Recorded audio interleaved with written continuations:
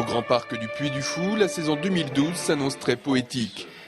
C'est un univers insolite que découvriront en effet dans 2 mois les premiers visiteurs avec le monde imaginaire de Jean de La Fontaine.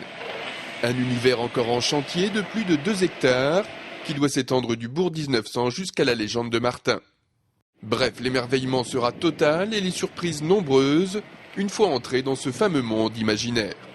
C'est le concept même du Grand Parc, hein, c'est l'essence même du Grand Parc, c'est le voyage dans le temps et vous allez voyager dans la poésie, dans ce monde imaginaire, dans ces 8 fables, donc la grenouille et le bœuf, le chêne et le roseau, le corbeau et le renard, bref, je ne vais pas tout les citer, c'est quelque chose de très original où à la fois donc, des vrais animaux et des statues parlantes vont s'adresser en même temps aux visiteurs sur des contes également musicaux qui durent environ 2 minutes et vous allez de conte en conte, de poésie en poésie, de fable en fable.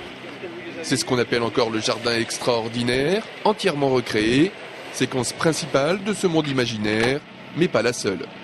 Et puis ensuite, on va passer dans le labyrinthe des animaux. Alors évidemment, il faut pas s'égarer dans le labyrinthe des animaux parce que les animaux réservent aussi des petites surprises et parfois des mauvaises surprises. Mais c'est le jeu des animaux de La Fontaine qui sont espiègles, les joueurs. Et puis dans le 3e univers, eh bien, on basculera dans le repère des enfants. Alors le repère des enfants, c'est une sorte de grand château de bois, 17e siècle. Hein, c'est le grand siècle, c'est l'univers de La Fontaine, dans lequel nos enfants, les enfants de nos visiteurs pourront s'imaginer en princesse, en chevalier, le temps de quelques heures sous le regard de leurs parents. Voilà.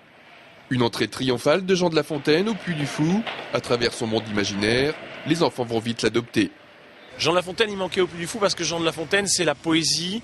Jean de La Fontaine, c'est l'élégance, mais c'est aussi surtout un message d'espièglerie très, très enfantine. Ça nous apprend à retrouver l'esprit d'enfance. Donc oui, La Fontaine, ça fait longtemps qu'on voulait qu'il entre au Puy du Fou. Eh bien, ça y est, il fait son entrée et par la grande porte.